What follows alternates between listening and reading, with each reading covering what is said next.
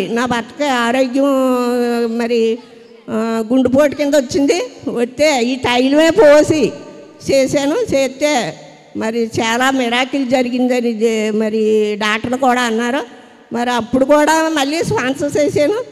మరి నా భర్తకు 4 అన్నదమ్ములు. మరి వాళ్ళు అందరూ ఒకటయ్యి నా భర్తకి స్థలం ఇవ్వకోకుండా ఇల్లు లేదు ప్రభువా, నేను మరి బాధపడాలని ఏడ్చాను. ఏడ్చేటప్పటికి నాకు టీవీలో వాక్యం చూపించుతున్నారు.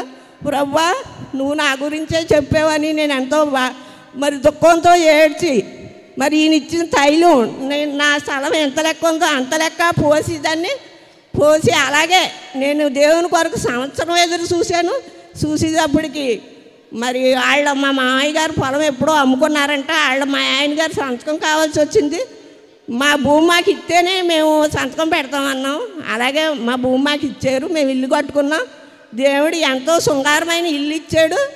మరి మొన్న డిసెంబర్లో స్పాన్సర్ చేశాను. ఇళ్లలోకి వెళ్ళాక మరి దేవుడు మా పట్ల ఎంతో మేలు చేశాడు. ఆయనకి ఏమి ఇచ్చినా నేను రుణం తీర్చలేను.